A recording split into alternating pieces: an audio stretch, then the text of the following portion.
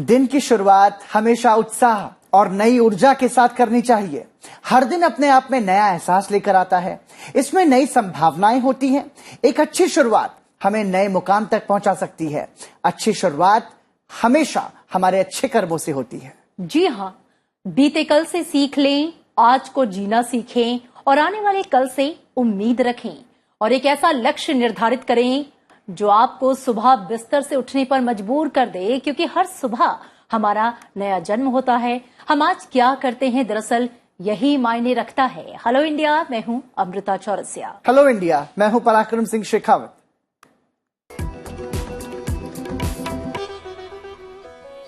और चलिए पराक्रम, आगाज करते हैं कार्यक्रम का। हर रोज की तरह अपने दर्शकों को बताएंगे आज हेलो इंडिया के हाइलाइट्स क्या हैं। हेलो इंडिया में नजर डालेंगे 5G स्पेक्ट्रम सहित देश और राज्यों की तमाम बड़ी खबरों पर। इसके अलावा आपको बताएंगे भारत, श्रीलंका और मंकी पॉक्स सहित दुनिया की तमाम बड़ी खबरें। साथ ही आपको बताएंगे एक पॉजिटिव न्यूज। इसके तहत आपको मिलवाएंगे बिहार के गोनपुरा गांव में रहने वाले प्रेम कुमार से और बताएंगे उनकी सफलता की कहानी। और पलटेंगे इतिहास के पन्नों को, जानेंगे आज के दिन से जुड़ा इतिहास। तो हेलो इंडिया में जुड़े रहिए अगले आधे घंटे मेरे और अमृता के साथ। और अमृता, शुरुआत करते हैं राष्ट्रीय सुर्खियों से। जी,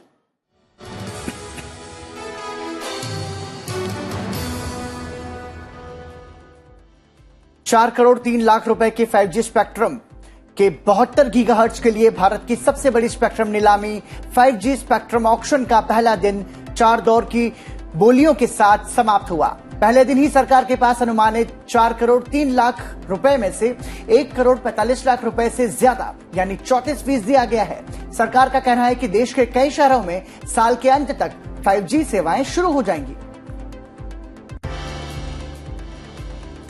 रक्षा मंत्री राजनाथ सिंह की अध्यक्षता में रक्षा अधिग्रहण परिषद ने 28,732 करोड़ रुपए के हथियार खरीद प्रस्तावों को मंजूरी दी।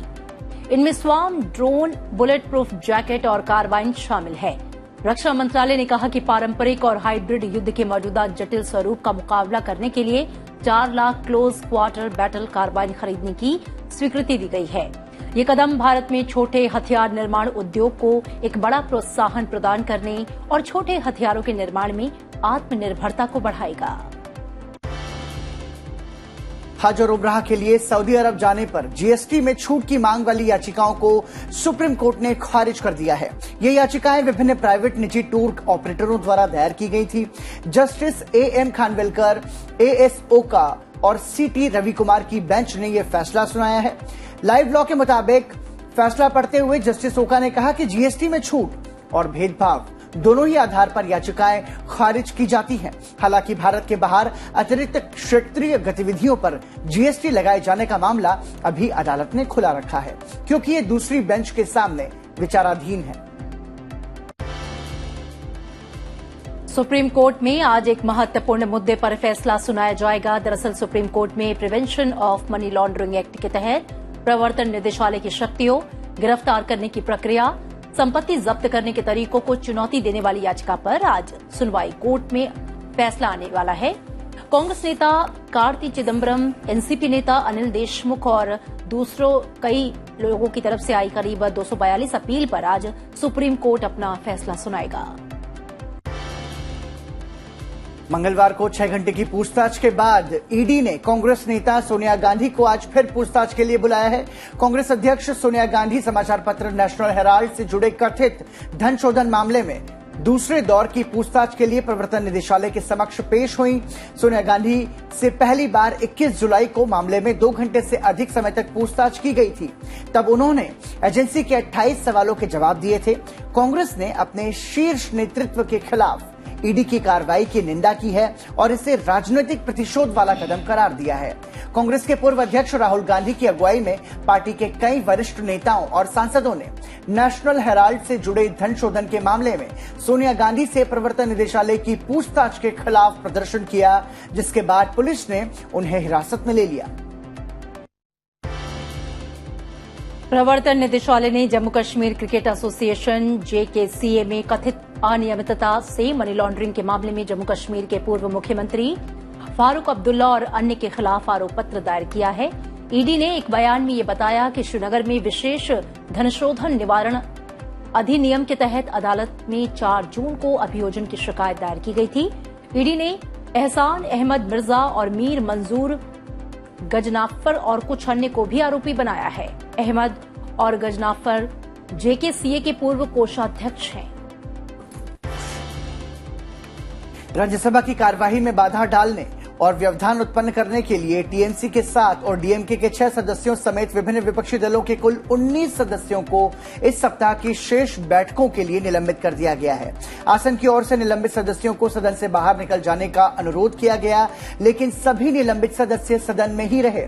इसकी वजह से सदन की कार्यवाही बार बार बाधित हुई और आखिरकार दिन भर के लिए स्थगित कर दी गई।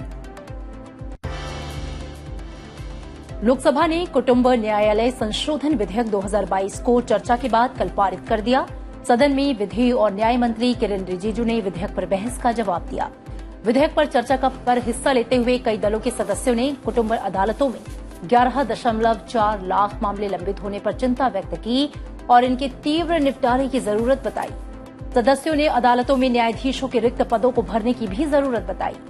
किरेन रिजिजू ने कहा कि जल्द ही सरकार कुटुंब अदालतों के विषय में समीक्षा करने वाली है।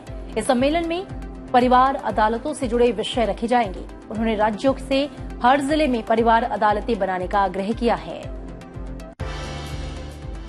GST और महंगाई जैसे विषयों पर कुछ विपक्षी दलों के सदस्यों के अवरोध के कारण कल भी लोकसभा की कार्यवाही 2 बार स्थगित करनी पड़ी। सुबह 11 बजे निचले सदन की कार्यवाही शुरू होने पर लोकसभा सदस्यों ने करगिल विजय दिवस की 23वीं वर्षगांठ पर देश के वीर सपूतों को नमन किया और शहीदों को श्रद्धांजलि दी। इसके बाद प्रश्नकाल शुरू होते ही कांग्रेस सहित कुछ विपक्षी दलों के सदस्यों ने नारेबाजी शुरू कर दी। सदन में व्यवस्था बनती नहीं देख लोकसभा अध्यक्ष ने सदन की कार्यवाही 11:45 तक के लिए स्थगित कर दी।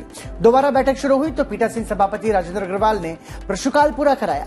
शून्यकाल शुरू होने पर विपक्षी सदस्यों का गतिरोध तेज होने पर पीठासीन सभापति राजेंद्र अग्रवाल ने कार्यवाही 2 बजे तक के लिए स्थगित कर दी। उपराष्ट्रपति एम वेंकैया नायडू ने देशवासियों से घरेलू पर्यटन को बढ़ावा देने के लिए सभी पर्यटन स्थलों का पता लगाने का आह्वान किया है। उपराष्ट्रपति नॉर्थ ईस्ट ऑन व्हील्स अभियान के प्रतिभागियों से बातचीत कर रहे थे। भारतीय क्रिकेट प्रेमियों के लिए एक अच्छी खबर है। भारत साल 2025 में होने जा रहे महिला 1 दिवसीय विश्व कप की मेजबानी करेगा। अंतर्राष्ट्रीय क्रिकेट परिषद ने इसकी घोषणा भी कर दी है। भारत में इससे पहले 2013 में महिला विश्व कप हुआ था। मुंबई में खेले गए फाइनल में ऑस्ट्रेलिया ने वेस्टइंडीज को हराकर ये खिताब जीता था। और चलिए अब नजर डाल लेते हैं राज्यवार सुर्खियों पर। प्रधानमंत्री नरेंद्र मोदी आगामी 28 और 29 जुलाई को अपने गृह राज्य गुजरात और दक्षिण के राज्य तमिलनाडु का दौरा करेंगे। इसके साथ ही इस दौरान कई विकास परियोजनाओं का उद्घाटन करेंगे, शिलान्यास करेंगे। चेन्नई में JLN इंडोर स्टेडियम में वे 44वें शतरंज ओलंपियाड का उद्घाटन करेंगे। दिल्ली नगर निगम चुनाव को लेकर आम आदमी पार्टी की याचिका पर सुनवाई सुप्रीम कोर्ट ने टाल दी है। सुप्रीम कोर्ट अब 28 जुलाई को सुनवाई करेगा। सॉलिसिटर जनरल तुषार मेहता की गैर मौजूदगी के कारण सुनवाई टाल दी गई है। केंद्रीय कानून मंत्री किरेन रिजिजू ने लोकसभा को बताया कि भारत भर के जिला न्यायाधीशों का पहला सम्मेलन 30 जुलाई को राष्ट्रीय राजधानी में आयोजित किया जाएगा। सम्मेलन में प्रधानमंत्री नरेंद्र मोदी, भारत के मुख्य न्यायाधीश NV रमन्ना और न्यायाधीश शामिल होंगे। सुप्रीम कोर्ट महाराष्ट्र के मुख्यमंत्री एकनाथ शिंदे के नेतृत्व वाली शिवसेना गुट की याचिका पर निर्वाचन आयोग की कार्यवाही के खिलाफ दाखिल की गई उद्धव ठाकरे गुट की याचिका पर 1 अगस्त को सुनवाई करेगा। छत्तीसगढ़ सरकार में TS सिंहदेव के इस्तीफे के बाद राजनीतिक सरगर्मियां पूरी तरह से तेज हो गई हैं। TS सिंहदेव का पंचायत और ग्रामीण विकास विभाग के कामकाज में दखल देने का आरोप लगाकर उनके एक विभाग को छोड़ने की घोषणा के बाद भाजपा ने छत्तीसगढ़ में भूपेश बघेल सरकार के खिलाफ अविश्वास प्रस्ताव का नोटिस दिया है। उत्तर प्रदेश सरकार की कैबिनेट मीटिंग में कई बड़े प्रस्तावों को मंजूरी मिली है। अब उत्तर प्रदेश से एनसीआर में जाने वाली स्कूल वैन, कैब, एम्बुलेंस को अलग से रोड टैक्स नहीं देना होगा। इसके साथ बेसिक शिक्षा विभाग के स्कूली बच्चों को ज्यादा सुविधाएं मिलेंगी। इलाहाबाद उच्च न्यायालय की लखनऊ पीठ ने लखीमपुर खीरी हिंसा के मामले में आशीष मिश्र उर्फ मोनू की जमानत याचिका खारिज कर दी। अवैध खनन घोटाले मामले में गिरफ्तार जेएमएम के वरिष्ठ नेता पंकज मिश्रा से पूछताछ के बाद अब प्रवर्तन निदेशालय ने मुख्यमंत्री हेमंत सोरेन के प्रेस सलाहकार अभिषेक प्रसाद उर्फ पिंटू को भी समन जारी किया है। अभिषेक प्रसाद को समन भेजकर 1 अगस्त को ईडी कार्यालय बुलाया गया है। उपराज्यपाल वीके सक्सेना ने दिल्ली नगर निगम के 6 अधिकारियों को निलंबित करने का आदेश दिया है। इन पर भ्रष्टाचार और पद का दुरुपयोग करने का आरोप है। गुजरात के बोटाद जिले में कथित रूप से जहरीली शराब के सेवन से मरने वालों की संख्या बढ़कर 33 हो गई है। हत्या और अन्य अपराध के आरोप में 14 लोगों के खिलाफ 3 प्राथमिकी दर्ज की गई है। देश के विभिन्न राज्यों में इन दिनों जमकर बरसात हो रही है। मौसम विभाग ने देश के कई हिस्सों में अगले 5 दिनों तक बारिश होने की जानकारी दी है। आईएमडी के मुताबिक गुजरात, राजस्थान, मध्य प्रदेश, छत्तीसगढ़ व अन्य कई राज्यों के कुछ ही क्षेत्रों में भारी बारिश की संभावना है। वहीं गुजरात, कोंकण, विदर्भ, पूर्व मध्य प्रदेश, छत्तीसगढ़, कर्नाटक के तटीय हिस्सों में, तेलंगाना आदि राज्यों में आंधी तूफान के साथ हल्की से मध्यम बारिश के आसार हैं। यूपी के कई जिलों में आज बूंदाबांदी के आसार हैं। और आइए अब आगे बढ़ते हैं और नजर डालते हैं अंतर्राष्ट्रीय सुर्खियों पर। फिलीपींस में बुधवार सुबह एक बड़ा भूकंप आया। रिएक्टर स्केल में इसकी तीव्रता 7.1 बताई गई है। यूएस जियोलॉजिकल सर्वे का कहना है कि भूकंप के केंद्र में इमारतों की खिड़कियां टूट गईं और मनीला में 300 किलोमीटर से अधिक इसके झटके महसूस किए गए। भारत ने संकटग्रस्त श्रीलंका को चावल और तमिलनाडु सरकार द्वारा दान में दी गई दवाओं के साथ मानवीय आपूर्ति की तीसरी खेप सौंपी। भारतीय उच्चायुक्त गोपाल बागले ने यहां तमिलनाडु सरकार द्वारा दान किए गए 3.4 अरब रुपए से अधिक मूल्य की मानवीय आपूर्ति सौंपी है। श्रीलंका को 40,000 मीट्रिक टन चावल, 500 मीट्रिक टन दूध पाउडर, 100 मीट्रिक टन दवाएं प्राप्त हुई। श्रीलंका के मंत्रियों ने भारत सरकार और तमिलनाडु के मुख्यमंत्री स्टालिन को इस मदद के लिए आभार जताया। पीएमएलक्यू नेता चौधरी परवेज इलाही पाकिस्तान के पंजाब प्रांत के नए मुख्यमंत्री बने हैं। उन्होंने 27 जुलाई को तड़के पंजाब के मुख्यमंत्री के रूप में शपथ ली। पाकिस्तान सुप्रीम कोर्ट ने फैसला देते हुए प्रधानमंत्री शाहबाज के बेटे हमजा शाहबाज को पद से हटा दिया है। इसे पाकिस्तान के प्रधानमंत्री शहबाज शरीफ के लिए बड़ा झटका माना जा रहा है। कोरोना के बाद अब मंकी पॉक्स दुनिया में अपना कहर ढा रहा है। मैक्सिको में मंकी पॉक्स के 60 मामलों की पुष्टि हुई। मैक्सिको के रोकथाम और स्वास्थ्य संवर्धन अवर सचिव ने ये जानकारी दी है। लोपेज गैटेल ने कहा कि अब तक मैक्सिको में मंकी पॉक्स से कोई मौत नहीं हुई है। 11 मैक्सिकन शहरों में मंकी पॉक्स के मामलों का पता चला है जो वायरस से संबंधित है। मध्य ईरान में एक सड़क पर 2 कारों की टक्कर में करीब 6 लोगों की मौत हो गई। नेन इस्फहान मार्ग पर हुए हादसे में एक कार बाईं ओर मुड़ी और विपरीत दिशा से आ रहे ट्रेलर से टकरा गई। दुर्घटना में एक यात्री घायल हुआ। दुर्घटना के अन्य कारणों की जांच की जा रही है। रूस यूक्रेन युद्ध में रूसी सेना ने दोनेत्स्क क्षेत्र में हवाई हमले बढ़ा दिए हैं। उसने बखमुत, चासिव यार, स्लोवियास्क व कोस्टिनिस्का शहरों पर भीषण मिसाइल हमले किए। यूक्रेन ने कहा कि रूसी सेना ने शहरी क्षेत्रों के अलावा ग्रामीण क्षेत्रों के नागरिक ठिकानों पर हमले बढ़ा दिए हैं। यूक्रेनी अधिकारियों ने कहा कि रूस ने ओडेसा और माइकोलीव क्षेत्रों में मंगलवार को मिसाइल हमले तेज कर दिए। कैलिफोर्निया में योसेमिट नेशनल पार्क के पास जंगल में लगी आग पर कुछ हद तक काबू पा लिया गया है। इस आग से अभी तक 55 मकान और अन्य इमारतें जलकर खाक हो चुकी हैं। आग के कारण हजारों लोगों को अपने घर छोड़ने पड़े हैं। हालांकि अभी किसी के हताहत होने की खबर नहीं है। हेलीकॉप्टरों के जरिए आग पर 3 लाख गैलन पानी डाला गया। दमकल कर्मी भी आग पर काबू पाने के लिए अभी भी लगातार प्रयास कर रहे हैं। तुर्की के ऊर्जा मंत्रालय ने कहा है कि वो 9 अगस्त को अपने तट से गैस की खोज फिर से शुरू करेगा। यूरोपीय संघ 2020 में अंकारा को ताजा प्राकृतिक गैस भंडार की तलाश में पूर्वी भूमध्य सागरीय जल में धकेलने के लिए मंजूरी देने के करीब आया। और खबरों के बाद आइए अब नजर डालते हैं आज की खास गतिविधियों पर। उपराष्ट्रपति एम वेंकैया नायडू आज शाम 4:30 बजे संसद भवन के एनेक्सी एक्सटेंशन बिल्डिंग समिति कक्ष संख्या 4 में मोजाम्बिक गणराज्य के विधानसभा अध्यक्ष एस्पेरेंस लोरिंडा फ्रांसिस्को न्यूआन बायस के नेतृत्व में मोजाम्बिक के एक प्रतिनिधिमंडल से मुलाकात करेंगे। इसके बाद लोकसभा अध्यक्ष ओम बिरला भी आज शाम 6:45 पर संसद भवन के एनेक्सी एक्सटेंशन बिल्डिंग में मोजाम्बिक गणराज्य की विधानसभा के इस प्रतिनिधि मंडल से मुलाकात करेंगे। स्वास्थ्य और परिवार कल्याण मंत्रालय आज सुबह 9 बजे अशोका होटल में राष्ट्रीय परिवार नियोजन शिखर सम्मेलन 2022 का आयोजन करेगा। साथ ही आपको बता दें कि आज राज्यसभा में सामूहिक विनाश के हथियार और उनकी वितरण प्रणाली संशोधन विधेयक 2022 विचार और पारित किए जाने के लिए सूचीबद्ध है।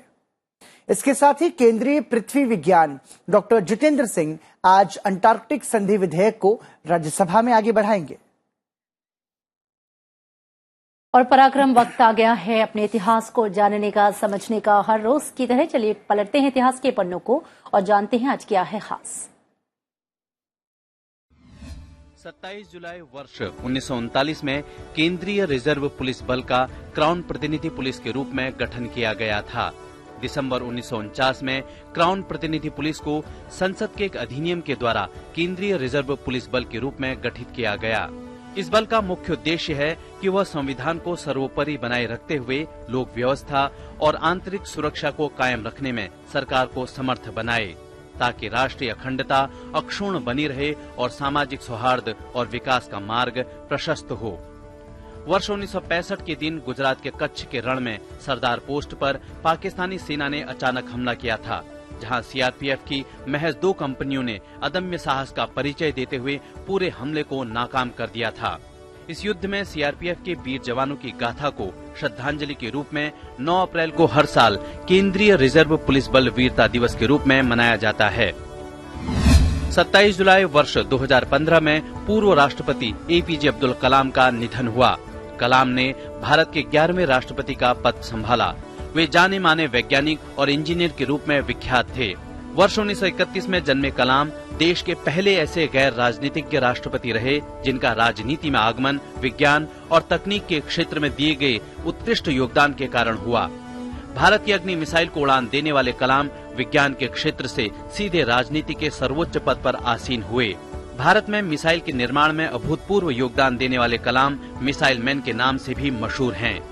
डॉक्टर कलाम को भारत सरकार द्वारा 1981 में पद्म भूषण और 1990 में पद्म विभूषण से सम्मानित किया गया।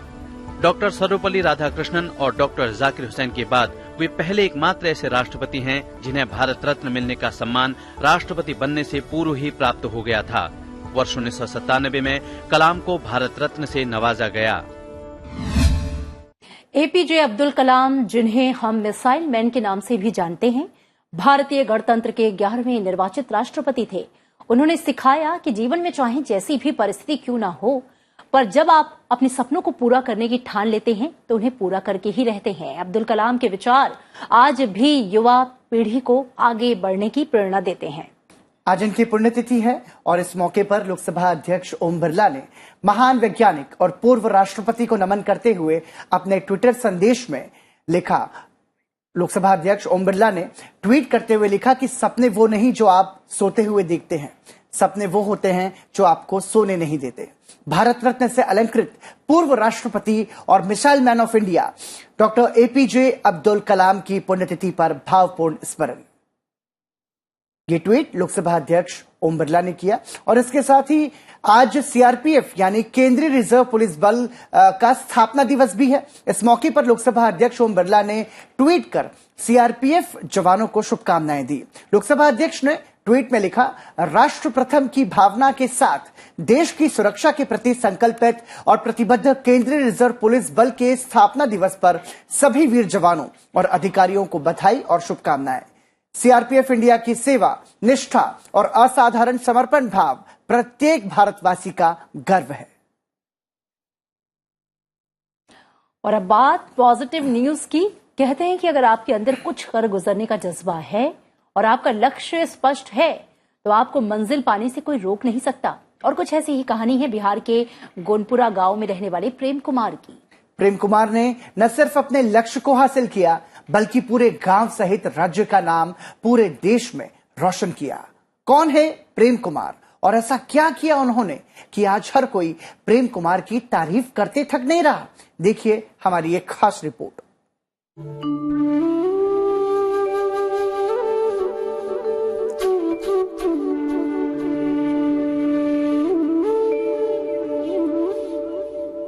जीवन में पढ़ाई के दर्पण को जगह दें ताकि आपकी लाइफ है, आपकी जीवन है, अपने समाज की, वो आपकी सूरत बदल सके। क्योंकि शिक्षा ही परिवर्तन है और शिक्षा ही आपके जीवन का बहुमूल्य धन है।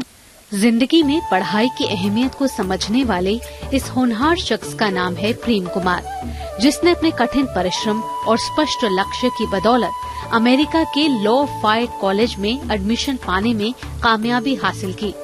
हालांकि प्रेम को ये कामयाबी इतनी आसानी से नहीं मिली। बिहार के गोनपुरा गांव के रहने वाले प्रेम कुमार बेहद निर्धन परिवार से ताल्लुक रखते हैं। पिता दिहाड़ी मजदूर हैं। ऐसे में उच्च शिक्षा हासिल करने के लिए प्रेम कुमार ने जसप्रीत ग्लोबल संस्थान नाम के संस्थान का सहारा लिया। संस्था के सहयोग और अपने परिश्रम के दम पर आज प्रेम कुमार को न सिर्फ अमेरिका के प्रतिष्ठित कॉलेज में एडमिशन दिया बल्कि 2.5 करोड़ रुपए की छात्रवृत्ति भी दे रहा है। जब मैं 14 साल का था तभी मैं इस संस्था से जुड़ा, मैं संपर्क में आया। मैंने डेक्सट्रिटी ग्लोबल के कई प्रोग्राम है, तो उसमें एक प्रोग्राम होता है CDP, करियर डेवलपमेंट प्रोग्राम होता है। मैंने उसमें अप्लाई किया और काफी मेरा ये मतलब कि मैंने बहुत अच्छा किया और उसमें मेरा सिलेक्शन हो गया। जब ग्रेजुएट हुआ इस मतलब CDP प्रोग्राम से, तो मैं फेलोशिप प्रोग्राम में गया और वहाँ से फिर उस प्रोग्राम में होता है कि आप अप्लाइंग कैंडिडेट हो जाते हैं, मतलब आप कॉलेज के लिए अप्लाई करते हैं। तो उसी कॉलेज प्रोसेस मतलब उसी एप्लीकेशन के थ्रू, उसी प्रोग्राम के थ्रू मुझे जानकारी मिली कि मुझे भी ये अवसर मिल सकता है कि मैं भी विश्वविद्यालयों में, मतलब कि अमेरिकी विश्वविद्यालय में या कहीं भी विश्व में मैं किसी भी कॉलेज में अप्लाई कर सकता हूँ। तो वही मैंने अप्लाई किया तकरीबन 20 कॉलेजेस में, अमेरिकन 20 कॉलेजेस में, जिसमें से मेरा 2 में सिलेक्शन हुआ था। पहला था मेरा ड्रेक्सल यूनिवर्सिटी, जिसमें उतनी पूरी छात्रवृत्ति नहीं मिली थी, और लेकिन जो अंततः मैं जो आखिरी में आया था वो था लफायट कॉलेज, जिसमें मुझे पूरी 2.5 करोड़ की स्कॉलरशिप मिली है, जिसमें मैं मैकेनिकल इंजीनियरिंग पढ़ने जा रहा हूँ। प्रेम कुमार ने साल 2020 में दानापुर से मैट्रिक पास, 2022 में साइंस मैथ पेपर में इंटर पास किया। प्रेम कुमार की इस उपलब्धि से उनके पिता काफी गर्व महसूस कर रहे हैं। खुशी की बात हो गया, गांव वाला के सब बहुत खुशी है। तो बदले के टाइम में आहे गया, बहुत सेवा करे, बहुत दुख काटे हमने, कैसो दुख सुख काट के पढ़ाए लिखाए, वो बनेगा जितने ना करेंगे। प्रेम कुमार की उपलब्धि से उनके गांव में जश्न का माहौल है। ऐसे में सांसद रामकृपाल यादव भी खुद को प्रेम कुमार से मिलने से रोक नहीं पाए। उन्होंने इस होनहार युवा की खूब हौसला अफजाई की। 2.5 करोड़ की छात्रवृत्ति प्रेम कुमार जो माझी परिवार का बच्चा है, महादलित परिवार का बच्चा है, उसको अपॉर्चुनिटी मिला है, वो जाएगा पढ़ने के लिए अमेरिका, और जो बेस्ट कॉलेज है उसमें इसका एडमिशन होगा। प्रेम कुमार की इस उपलब्धि से ये बात साबित हो जाती है कि अगर आप कठिन परिश्रम करेंगे और आपका लक्ष्य स्पष्ट होगा तो आपको कामयाबी जरूर मिलेगी। ब्यूरो रिपोर्ट, संसद टीवी। तो वाकई मतलब अक्सर हम हालातों को देख करके परेशान होते रहते हैं और ये कहानी बहुत ही सकारात्मक ऊर्जा से भरी हुई कहानी है जो ये बताती है कि आपका लक्ष्य दिए, आपने सोचा है तो आप उसे हासिल कर सकते हैं अपने परिश्रम से। बिल्कुल, और इसीलिए शायद मुझे ये याद आ रहा है कि जब आप किसी चीज को बहुत ही शिद्दत से चाहते हैं, पाना चाहते हैं, करते हैं उसके लिए, तो सारी कायनात आपके लिए जुट जाती है ताकि वो आप हासिल कर सकें। यानी कि परिस्थितियां आपके हिसाब से फिर चलने लगती हैं, बदलने लगती हैं। तो इसलिए लगे रहिए। हेलो इंडिया को आप टीवी के अलावा संसद टीवी का जो यूट्यूब चैनल है उस पर भी देख सकते हैं। साथ ही संसद टीवी का ट्विटर, इंस्टा जो ऐप है उस पर भी उपलब्ध है। आप संसद टीवी की आईडी को भी फॉलो कर सकते हैं और उस पर आप अपने सुझाव जरूर दें। हमें आपके सुझावों का, आपकी प्रतिक्रियाओं का इंतजार रहेगा। और चलते चलते आपको मिलाते हैं कलाकार पंडित विश्व मोहन भट्ट से। जी हाँ, पंडित विश्व मोहन भट्ट मोहन वीणा के जनक माने जाते हैं। वे पद्मश्री और ग्रैमी पुरस्कार से सम्मानित हैं। आज पंडित जी का जन्मदिन है। इस मौके पर आपको दिखाते हैं उनकी खास प्रस्तुति। आप इस खास प्रस्तुति का आनंद लीजिए और फिलहाल मुझे और अमृता को इजाजत दीजिए। कल आपके साथ फिर मुलाकात होगी ठीक 8 बजे सिर्फ संसद टीवी पर। तब तक के लिए नमस्कार। नमस्कार।